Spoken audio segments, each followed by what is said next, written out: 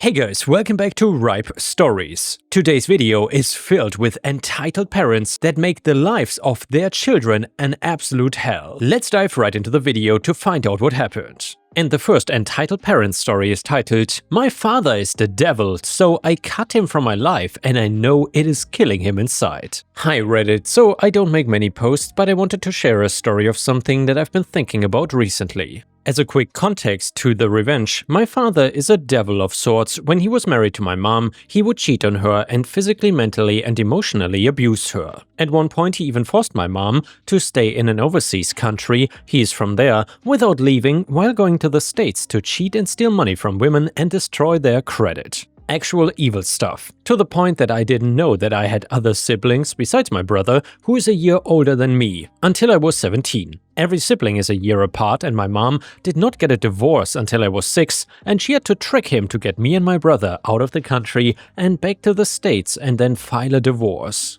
I might go into detail about this if people ask, but moving on to the point, this whole time I was living with my mom, and even though we were not well off, since he destroyed her credit and forced her out of college when they got married, she still did everything for my brother and I. She got remarried when I was 8 and my stepfather was there for me when I needed it. She even had my little brother and had to care for all of us while working and trying to go to school so she could better support the family. After I turned 17 and left the house, I graduated high school early, I stumbled from place to place, dealing with anxiety and depression that I didn't even realize I had. She was patient and understanding, trying to help me, but my older brother would try to live with my father for some reason. However, my father ended up kicking him out for basically no reason, and my brother was forced to figure it all out. My mother got a townhouse for my brother and I, so we could go to college and try to get something better.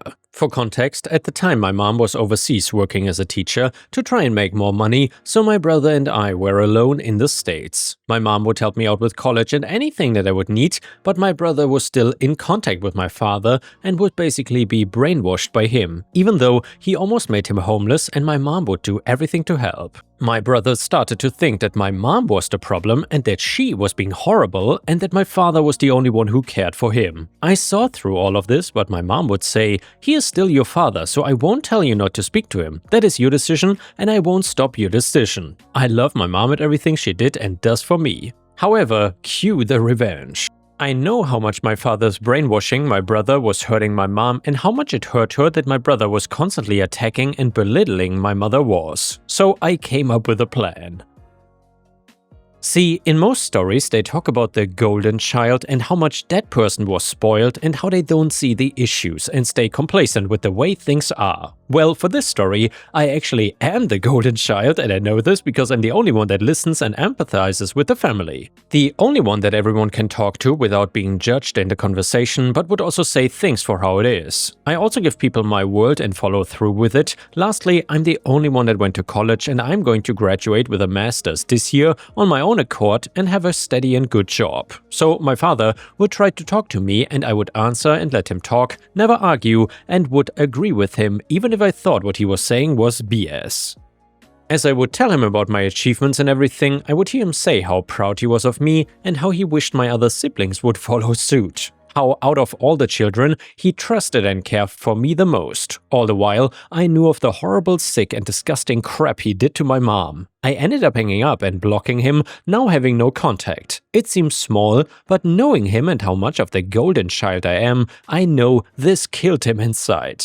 If I could have done more, I would have, but it seems like I have an opportunity recently, since his new wife has contacted me about the same issues and wants a divorce and has been giving her advice about how she could take everything from him and crush his livelihood. He is a truck driver, but she helped buy the truck for him and helped his business, so I'm telling her to take his truck, his business, and anything else she can to ruin any way he can make money. I know it's not the greatest revenge, but I wanted to share a story of the golden child from the golden child's eyes and getting revenge on the one that did the one you care most about wrong. And yeah guys, I thought this was a very interesting story to read because, as OP mentioned, usually you always have the golden child story from the other side.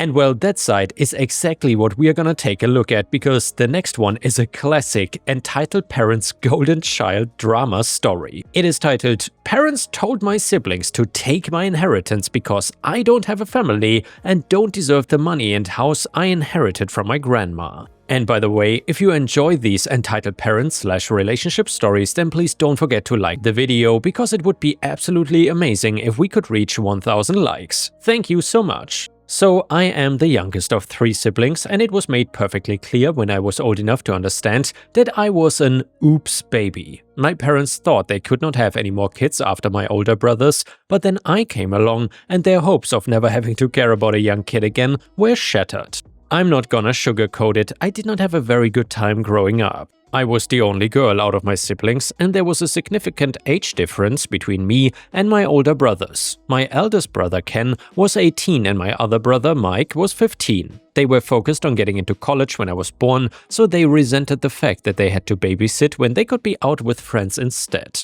If my parents had to run errands or needed a night off. My parents tried to have nights off whenever they could, since they claimed they were too old to be taking care of a baby. When my brothers headed off to colleges out of state, my parents had to rely on babysitters and their own parents to help take care of me when they wanted time off instead.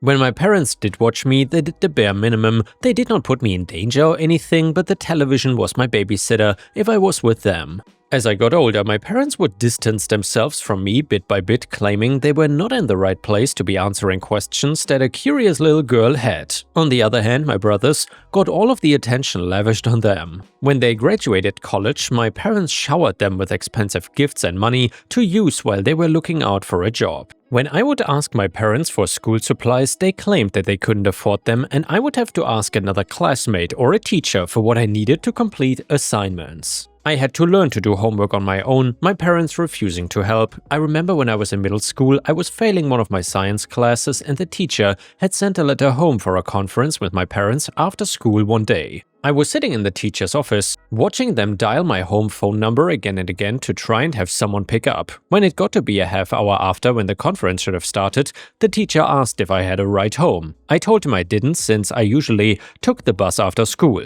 Since my parents had not picked up the phone, I figured they were out of the house. So trying to call them again for a pickup was not gonna happen. My science teacher drove me home then, and I almost burst into tears when I saw my dad's car in the driveway. That means they had never left the house, they just did not care about me. Any mentions of either of my brothers got them to act though. They drove all the way to Mike's master degree ceremony 2 states over, and I was left at home since it would be cheaper to get a hotel room with 1 bed instead of 2. When Ken was gonna propose to his girlfriend, who I'd never met, my parents helped to pay towards the ring that he wanted to surprise her with. If I were to ask for anything that was not considered a necessity, I was scolded and told that money does not grow on trees, and if I wanted something for myself, I should get a job and pay for it. The only person that I was really able to rely on when I was growing up was my grandma. I will call her Nana here, just to make it less that I have to type out. Nana's house was 2 blocks down the street from my parents' house, and I found myself there a lot during my middle school and high school years.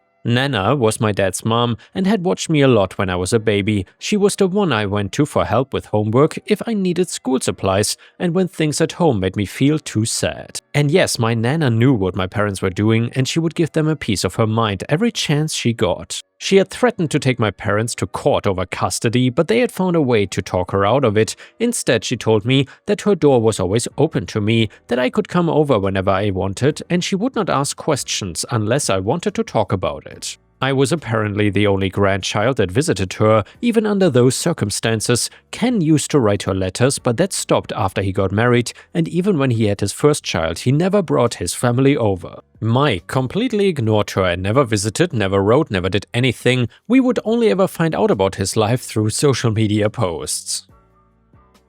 Anyway, Nana supported me and worked to help me get out of my parents' house by the time I turned 18. She helped me file for emancipation, something that my parents did not even care I was doing, and she offered me her guest room while I looked for jobs and a cheap apartment to rent. She also got me into therapy, something that I'll always be grateful for, that helped me get my head where it needed to be and boosted my self-esteem. I like to think it was because of her that I was able to attend community college and get a degree. She was the only one I wanted to come to my graduation. Even as I started getting older and busier with my own life, I made sure to visit my Nana at least every weekend. We would share a meal together or go to the movies or just hang out on her couch, but I tried to make each visit a special one. I tried to pay her back for the money that she had spent on me, but she refused every time, claiming that I was worth it and seeing me grow up was more than enough payment for her. I just wanted to set up the context of my situation before I went any further with my story. To summarize though, I was emotionally abused by my parents, my siblings did not care about me at all, and Nana was the one who helped me get into my own place and feeling like a person that deserved love. My Nana passed away a year ago. She had gone in her sleep and the coroner said that it seemed like her heart gave out.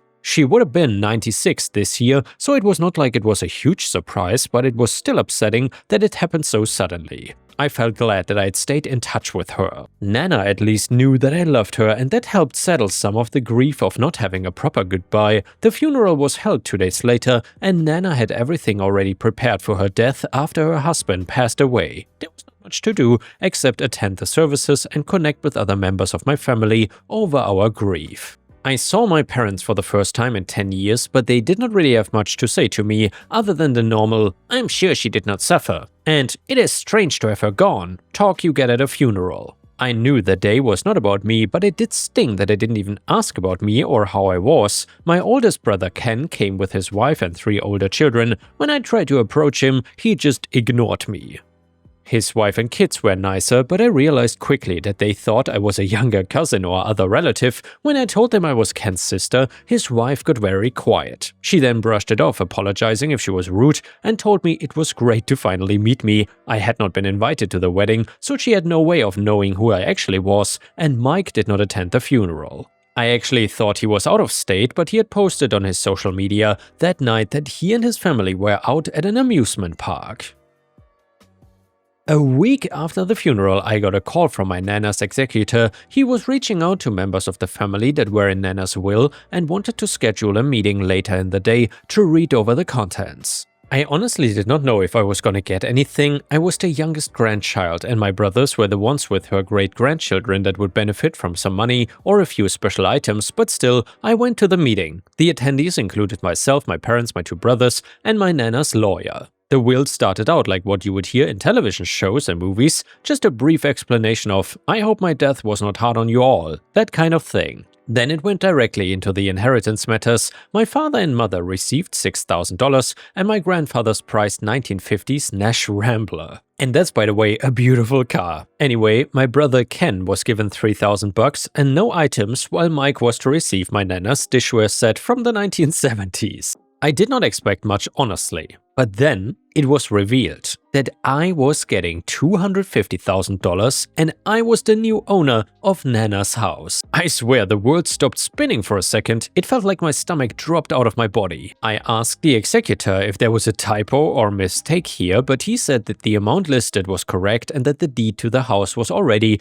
in the process of switching over to my name. My parents were pissed that I had gotten so much while they and the other kids did not get nearly as much, and they claimed that there was some kind of bias involved. The executor just told them that that had been what had been written in the will and there wasn't much he could do about it. Mike also came over to me and all, but accused me of having Nana write him out of the will. I told him I had no part in her making up her will, and Nana's lawyer also produced documentation that the last time the will was touched was 5 years ago, which was around the time that Mike had completely cut contact with Nana. Ken was the one to bring that up, that I shouldn't have gotten so much and should share the money, at least with him and Mike, so that we were even. I refused and left the meeting with them shouting at me. I was bombarded with calls and texts from my parents and siblings over the course of the next few days, and to this day, I still don't know how they got my cell number. They accused me of going over their heads to convince Nana that they didn't deserve her inheritance. My siblings claimed that they had every right to the amount of money I was given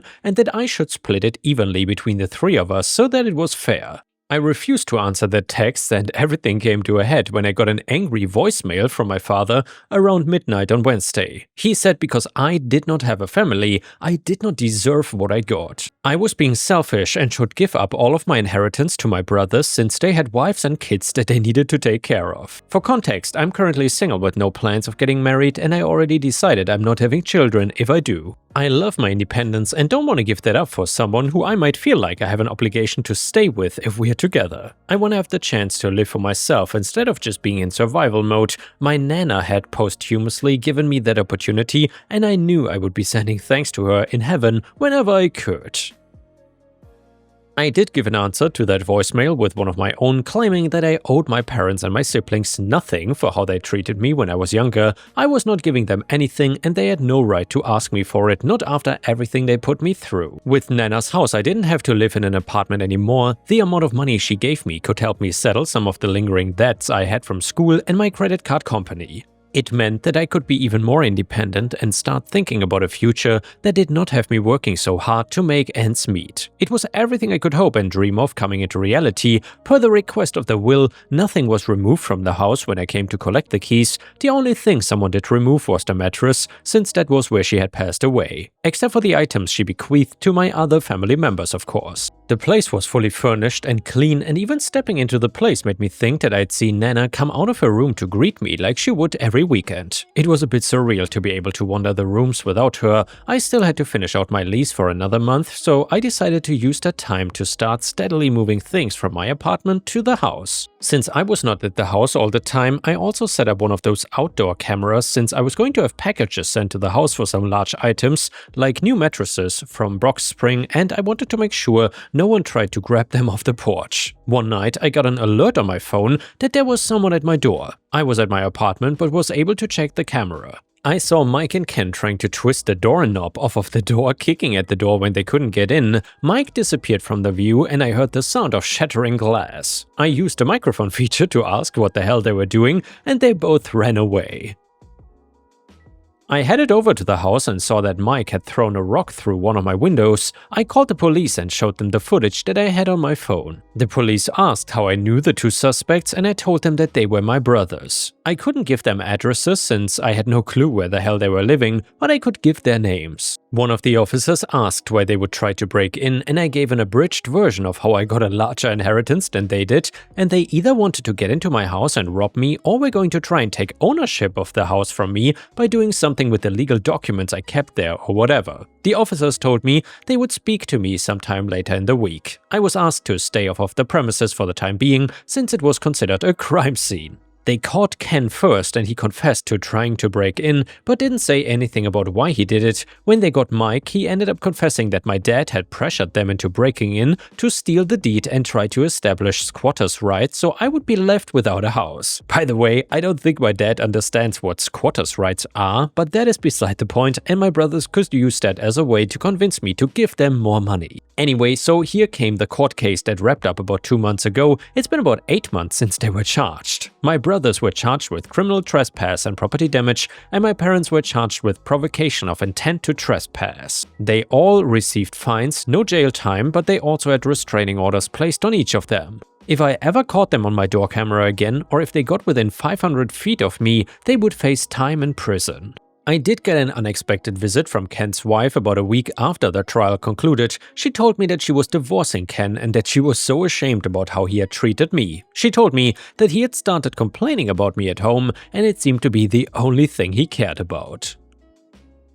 When she had asked him about me and what happened, that he never thought to tell her about his sister, he claimed that he never even considered me as his sibling. She also told me that if she would have known about me sooner, she would have done something, but she was glad I got justice and that she knew exactly what her soon-to-be ex-husband was like. Once the house was released from being a crime scene, I was able to fix the window and move in officially. I went through each room to sort through my Nana's belongings, deciding on what to keep and what to donate. My grandma did not buy a lot of expensive things, so the things in the house that I didn't need could be considered necessities or coveted items to other people. I figured donating what I could was a way to pay her kindness towards me forward. I did not hear from my parents or siblings again after the court case finished, and I'm crossing my fingers that it stays that way. And before we end the video, we will read one last satisfying story from r/petty revenge. It is titled Exchange Students Host Family Got What They Deserved. Just over 20 years ago, when I attended high school, we had a Japanese exchange student join our class. She was lovely, kind, spoke good English, and generally a lovely person to be around. Really the type of girl that makes you smile when you speak to her because of her sunny disposition. I became good friends with her, and over the next few months she came to my house quite a bit to have dinner with my family, and they got to know and love her like I did. Well, after a while, I noticed her not being her normal happy self anymore. I put it down to the fact that she was missing her family and tried to cheer her up the best I could. One day, however, it all became too much for her and she broke down crying in front of my mom, dad, and I. She explained that her host family were not very nice to her and that she thought they had been stealing some stuff from her room. It was not anything of great value that was being stolen, however, it was the principle and the fact that despite it being wrong, they were making her feel unsettled and sad. After all, she was supposed to trust this family. When she had asked them about the missing items, they had all laughed in her face and told her she was going crazy and that they had not taken anything. My dad left the house and returned about half an hour later with some laxative chocolate, X-Lax, that he had been buying at the pharmacy. He explained to my friend what it was and told her to take the chocolate that she had bought for her family out of the wrappers, then put the laxative chocolate inside the wrappers. Later that evening, she returned to the host family's house to set her plan in motion. Well, nothing happened that evening. The chocolate remained where it was, the same for the second night. After 3 nights, my friend woke up to see empty chocolate wrappers pushed under her bedroom door. Sure enough, someone had stolen them, but the question remained, who was it? This question was quickly answered when my friend saw the youngest teenage daughter of the host family rush to the bathroom and after a while came out to tell her mom that she did not feel very well and had a tummy ache. My friend was pleased to see that the girl was in and out of the bathroom time and time again and laughed to herself each time she saw her rushing there. She actually did not expect the girl to suspect that it was anything to do with the chocolate, but the amusement of seeing her punished for her crimes was enough for her. The girl did not stop having trouble with her bowels for over 24 hours. And yeah guys, what I was thinking about this story is, why would you even take an exchange student if you're going to make them feel bad about staying there? What a terrible host family. So sorry for OP. Anyway, thank you for watching, I will see you again tomorrow.